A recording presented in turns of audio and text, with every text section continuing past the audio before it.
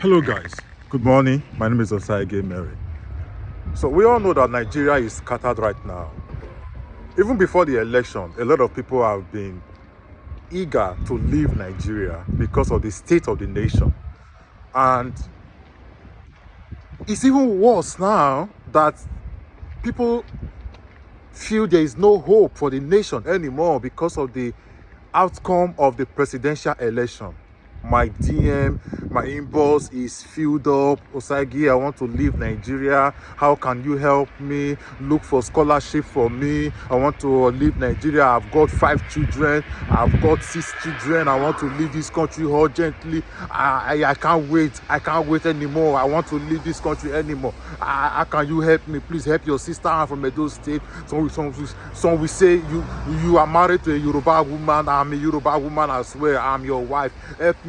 I don't know these people from Adam. So as much as I sympathize with these people who wants to travel out of this country, it is very important that they are aware of the pros and cons, because traveling abroad is not a Ponzi scheme. All right, a lot of people imagine that when they travel abroad, automatically they will make it in life. I think this is an illusion that people have created in their brain, and people need to understand that abroad is just like every other country. You have to put in the work to be successful, right? If you don't put in the work, a lazy person in Nigeria will be a lazy person abroad, right? So you need to understand that traveling abroad is not an automatic ticket to success. We have had people who have been deported. We have had people who have been arrested. We have had people who couldn't cope. They have to go back to Nigeria. We have a lot of people like that. So I'm going to do a video when I get to on things that you need to know, things that you should be aware of, and so that you don't go and fall victims of circumstances on those scammers who are looking for the little money that you have saved up. All right, so stay tuned. Just like as I promised, thank you very much for joining me, for watching this video to this moment. So before you think of traveling abroad, there are 5 boxes you need to tick. All right, I'm going to putting you through in these 5 boxes you need to tick. Number 1, I usually ask people, how much have you saved so far? So a lot of people have come to me to say, oh, Sage, I'm struggling. I do not have the financial capability or means. Can you look for scholarship school for me?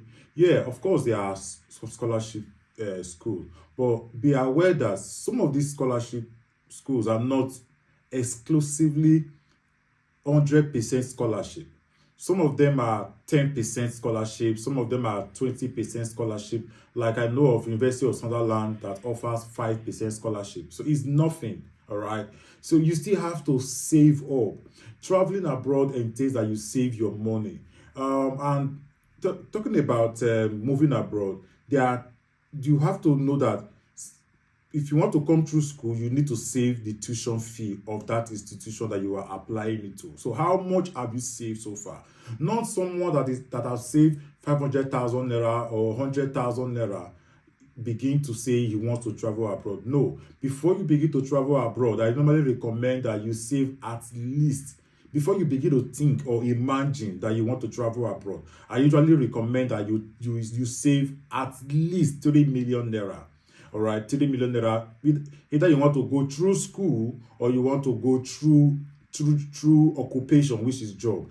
Because that 3 million naira, if you're going through school, of course, the money will not be enough to pay for your tuition fee, but it will be enough to pay at least 0.25% of the tuition fee. And also, if you are going through occupation, maybe you got a job or something, the money will be enough to pay for accommodation, feeding for the first 2 months, pending when you start earning or paid salaries. So these are things I usually tell people, especially if you are coming with your family. So you need to save even more because you need to rent a bigger house. So you need to have saved not less than 3 million naira. Then another thing, the second box you need to tick is, through which medium do you want to use to relocate to that country? The country that you want to relocate to, which medium do you want to use? to relocate to that country. So there are various ways of traveling abroad, right? You can either use education, which is school. Either you are coming to do your BSc, you are coming to do your masters, you are coming to do your PhD. So if you are coming to do your BSc, you can't come with a dependent. You can't come with your wife or family or children. You can only come alone. But if you are coming to do your master's program, you can come with dependents, which is your wife or your husband and your children, no matter how many children you have gotten. So like countries like UK allow you to bring your dependent if you are coming to do your masters, but you can't bring somebody along with you if you are coming to do your bachelor degree program. You can also bring somebody with you if you're coming to do PhD program. So don't forget this. But the easiest way of traveling abroad, I tell people, is through education. However, many people want to come abroad to come and work, hustle, just as the name implies, Nigeria's slang.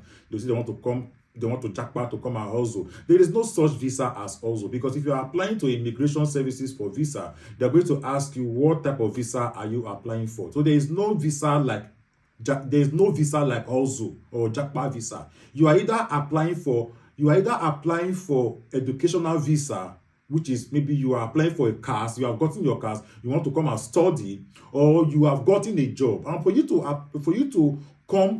relocate to a country like UK to come and work, you need to get a job while you are still in Nigeria. That means you need to find an employer who will employ you and bring you over to UK. This is not very easy. I mean, Nigeria have a population of over 200 million people. How many people can they employ? So it's very competitive. So you mean that you need to be smart, you need to be wise, your CV need to be top notch, and of course you need to have the criteria, the qualification skills, and you need to position yourself. Many people have submitted applications to various jobs I have been posting on my group as a nurse, and they have submitted over 500 applications. They have not been able to even get one single interview.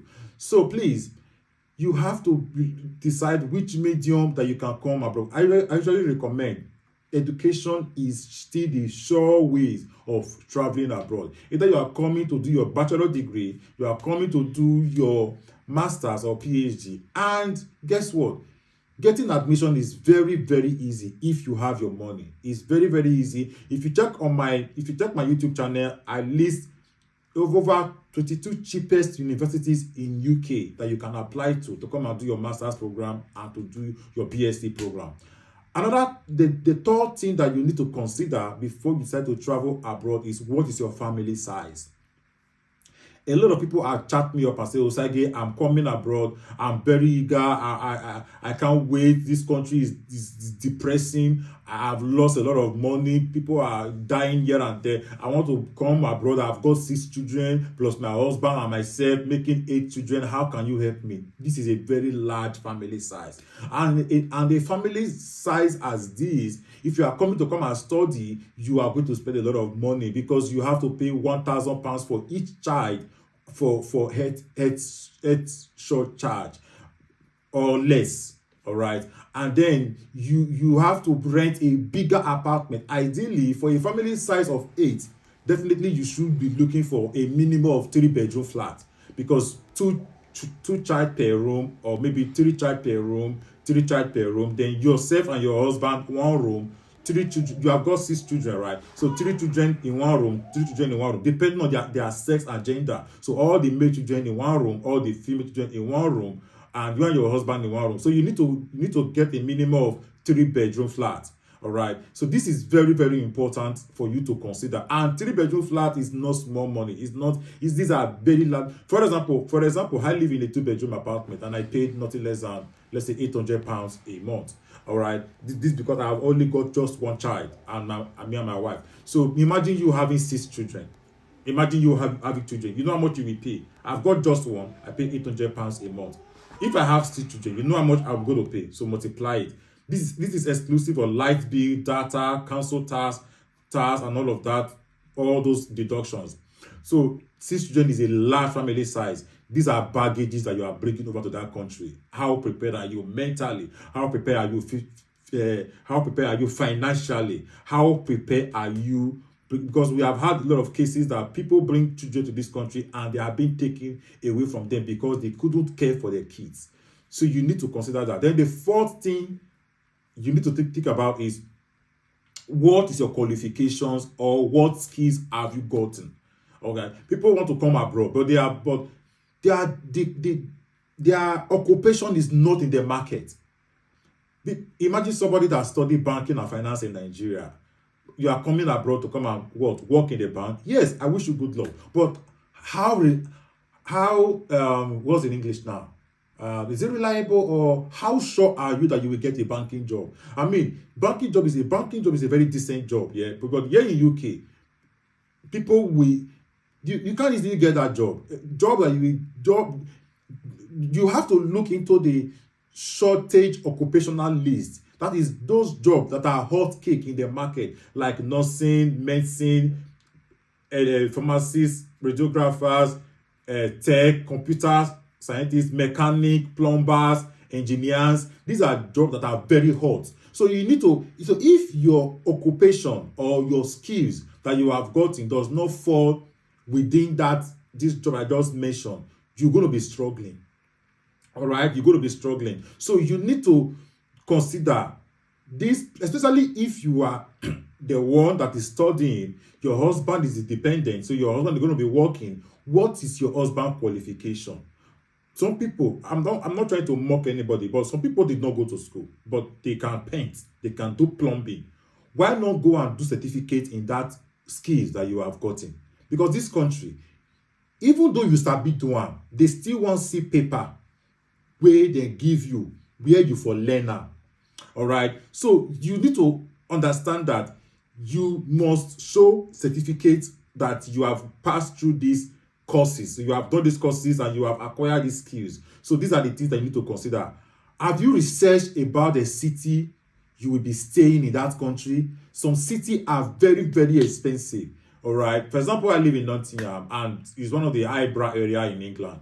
But if you are going to be living in London, you're going to be living in Liverpool or Manchester. These are very highbrow cities. These are very expensive cities. These are, notable cities and all of that. Can you afford the accommodation? Like, I live in a 2-bedroom apartment. I pay £800 a month. If this 2-bedroom apartment happen to be in London, I heard that I will be paying 1,200 or 1,300 a month. So please, you need to consider this as a factor where you will be staying. Is very important so that you don't go broke. All right, so please, if this video has helped you, don't forget to like, don't forget to share, subscribe, all right, and also turn on notifications so that if I post a video again, you'll be notified. Once again, my name is Osage, popularly known as Afimana Forako. I hope I've been able to answer so many questions. I've been able to throw more light on you relocating abroad, and I will be seeing you soon on my next video. Thank you.